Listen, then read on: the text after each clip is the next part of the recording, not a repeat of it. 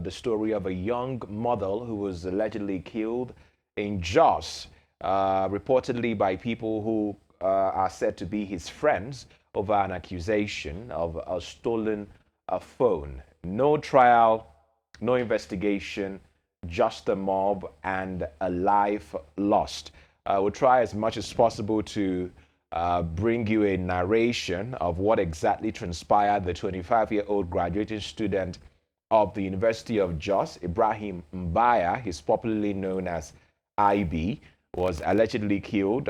This happened on Sunday by fellow students, and like I said, people who were said to be his friends over an allegation that he stole a mobile phone. It occurred at an off-campus apartment behind the City of David area along the Ring Road in Jos North local government area of Plateau State. Now, there's been a lot of outrage over this particular incident and reopened the conversation around jungle justice and what the law says should be done in a case where someone has been apprehended or caught in a crime. What should be the procedure of prosecution? Now, there's a viral video of the assault which shows the victim being beaten with wooden planks and canes before he died. The footage has elicited calls for justice from students and members of the public.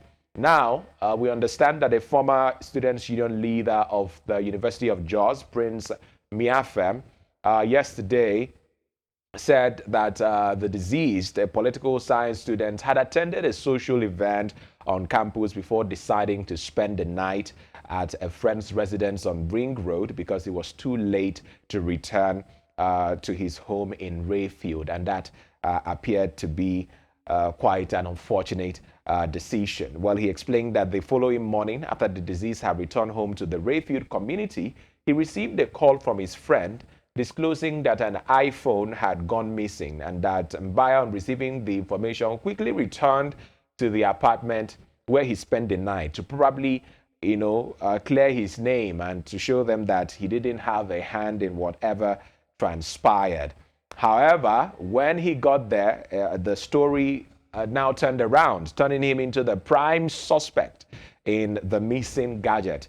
Some occupants of the apartment started beating him, leading to his death. He was rushed to the Jos University Teaching Hospital where he was confirmed dead. Now, there's been a lot of outrage and the family are calling for justice. Good morning, Miss Rachel. Thank you so much for joining us. Thank you. Good morning. All right. I mean, we're seeing this story all over the newspaper. This is being reported across television and radio. Could you tell us more about Mr. Mbaya Ibrahim? He was your friend. You know him. Could you tell us more about him? We call him IB. Everybody calls him IB. IB is a strong-willed person. He's a go-getter. Whatever he puts his mind to is what he does. So sometimes they mistake it for stubbornness or him being out there, just trying to, and he shows up for his friends. Like, he always turns up for events. He's always active in the modeling industry, regardless of the fights and everything. He's always supportive. So he was a model. Yes. Can you confirm to us if he was a student of Uni Jos? He's a graduate. He finished in the year 2024. Yes, he's a graduate. What exactly happened? How did things escalate to the point where a life has been lost? Okay. So according to the suspects, because IB is not here to defend himself, he said they went for a pageant in school, that's in University of Jos. They went on the 25th of July, that's on Saturday. So they finished late. His friend, who we call James, still schools in University of Jos. So he resides in Bauchi Ring Road. It's an off-campus for students. It's close to the school. So he said when they finished late, they decided to come back to James' house to pass the night before he leaves the next morning. So according to him, James slept off because he had to take, and there was another cousin in the house too. So there were three in the room. And then Ivy decided to step out to answer a call. He was on the call when they said they slept off. And Ivy plugged his power bank close to the phone, where that's the phone, his cell phone. Waking up the next morning, Chain said he woke up, he didn't see Ivy in the room and he didn't see Ivy's power bank. So he assumed Ivy took his phone. Then they decided to call Ivy. Ivy was not responding. And then when he came back, I think at about 12 or so, they asked if he took the phone. He told them he did not take the phone. That was when Chain stepped out to call a guy they call Emmanuel New Year. According to him, he said he's a vigilante at Ringwood. So when they called him, they said he slapped Ivy asking where the phone is, and Ivy told them he didn't take the phone. I think that was when they started beating him up, telling him to confess because it's not because he didn't sleep in the room where they were supposed to sleep, and he stepped out in the middle of the night without telling them. I think he said at about 2 a.m. or so. So they started asking him questions. Where did he go to sleep? He said he didn't want to sleep on the floor, so that was why he went to another hostel to sleep. And then they started beating him up. They didn't even give him the chance to explain. Okay. Yeah, I wanted Yes, to come to that. At them. some point, he said they involved the vigilante. Is that an official security outfit for that particular area or just a random person? I really don't know, but according to the police officers there, they said they don't know him as a vigilante because they have classes with the vigilantes from the area and they've never seen him. So I'm not certain if he is or not because I've never seen him. So I Okay. think they after few hours, the next I think around 1 a.m. yesterday, they caught another suspect. So they are currently In four in addition to the detention. three. So they are now Yes, four.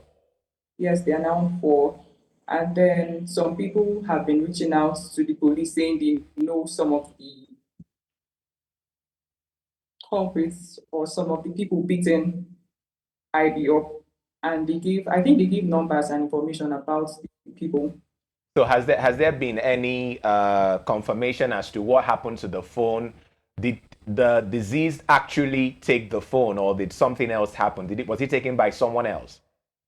We really don't know because the phone has not been found. And people have been saying the phone has been found. The phone has not been found. And we can't hear now from the deceased because he's not here to tell his own side of the story. So we don't know where the phone is currently. And we can't accuse anybody. They didn't see the phone with him. They accused him of stealing the phone, but the phone has still not been found. Up till now.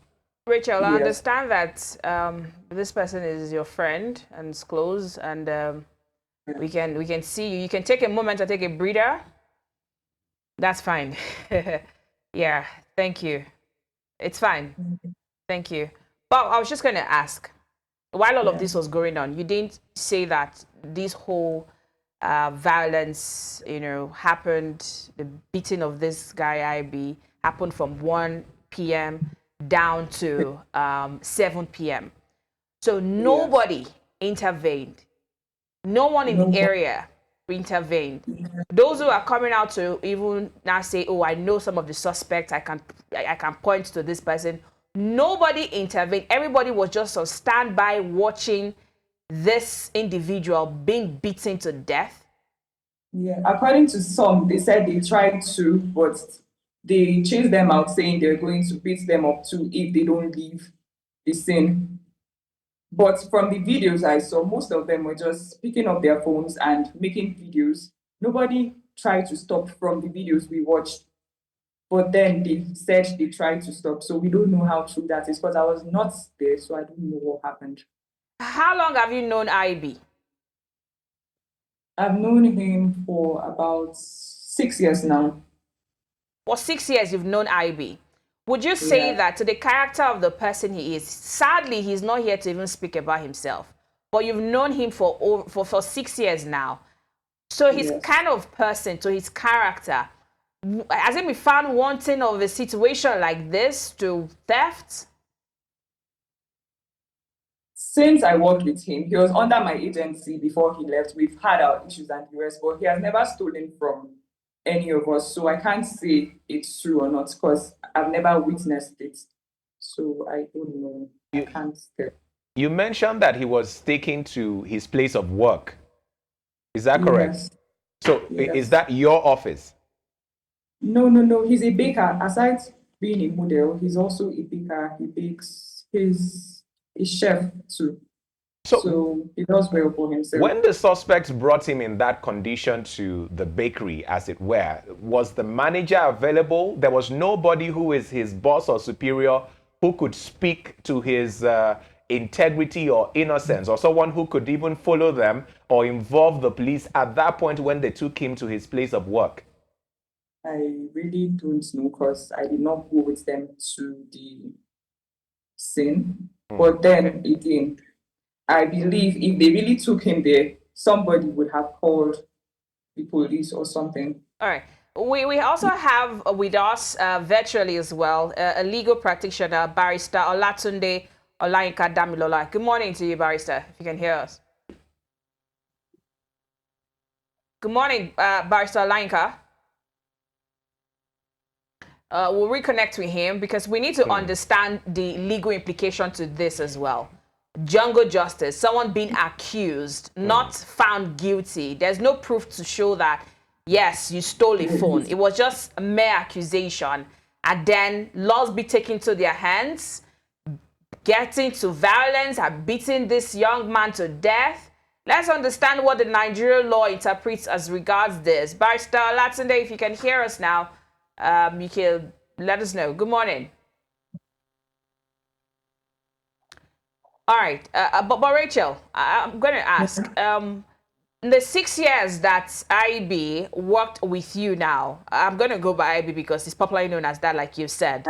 In the 6 years that he worked, did you ever have any police case with him, an altercation that resulted to violence?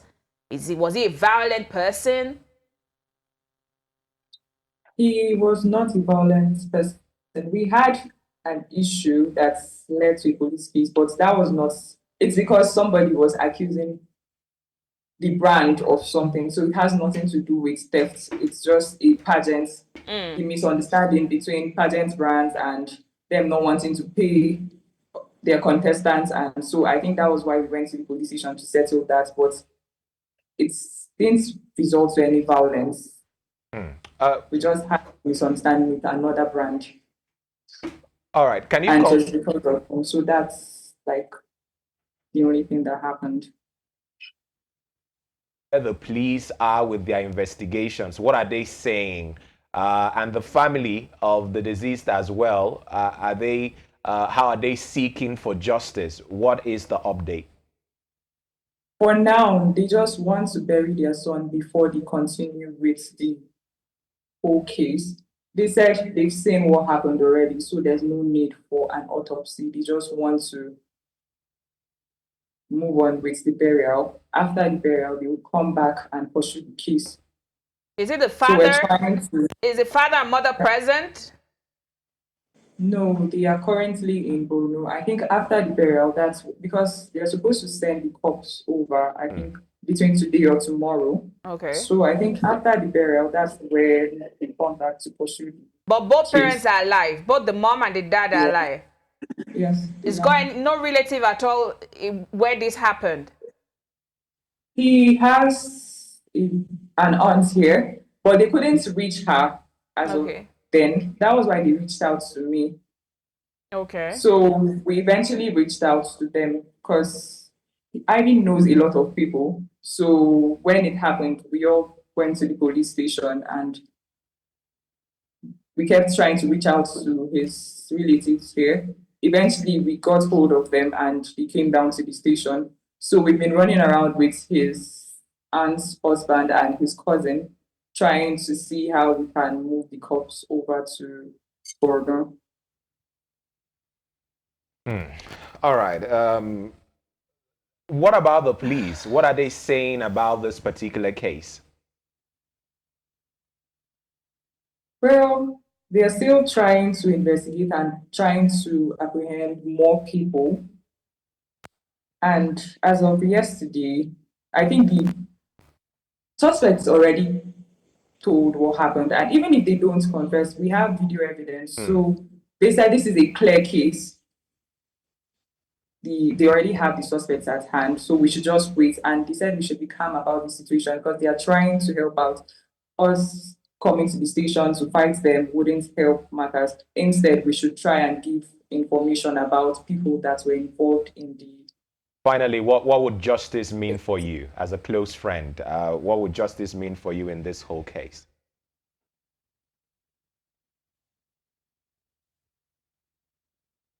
The thing is, even if they send them to prison, they can't bring back his life. So I don't know. There's no fulfillment. There's still pain. You lost somebody because of an item. So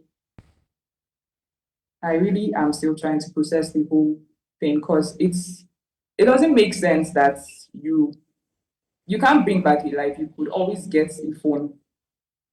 You could always buy a phone, but you can't bring back a life. So even if they are punished, it still wouldn't mean anything at this point. All right, we understand it's such a tough time for you and for the family of Mr. Ibe. We want to encourage you to be strong and hopefully justice will be done in this case. But thank you so much for having the courage to speak with us this morning. Thank you too. Power, there's a situation where the mob overpowered the police and took the suspect, and then all of those jungle justice happened, and then, like you said, there's one too many. And this is quite sad. It's very sad. It's annoying. I don't know how, thanks to Rachael, she was able to talk to us, but trust me, this doesn't sit well for a young Nigerian who is hustling and trying to make a living out of life, being accused of a phone theft. You couldn't even wait to get to the bottom of the matter, to be sure that, yes, this person is guilty. He stole my phone and you will pay, or you must provide the phone. You just, when it feels like there were like bottled grievances before now. We're just looking for the right opportunity to just unleash all of the anger you've bottled in for this young man. Because you can't tell me that you wake up one morning and you realize that your phone is gone and you're asking, why is it just that person? Is it because he left the room? That's the reason you say, oh, you're the one who stole my phone. Where did you go last night? Why did you go there? Did you find out if he really slept where he said he slept? Did you ask all of the questions? Why don't you take the matter to the police? And interestingly, the attention of a supposed vigilante operative who was supposed to be some sort of security for the area was called into the matter. And the way that it was handled just shows you, well, the lack of proper training for some of these security outfits. And it even expands the conversation a bit more to what community policing should be, or the idea of community policing. In communities where we do not have policemen, as it were, or the presence of security agencies, how are the issues of criminality addressed? I mean, it's also something that Nigeria Police Force might have to look into, to provide some sort of training for vigilante services, or for these semi-security outfits. They have to be properly trained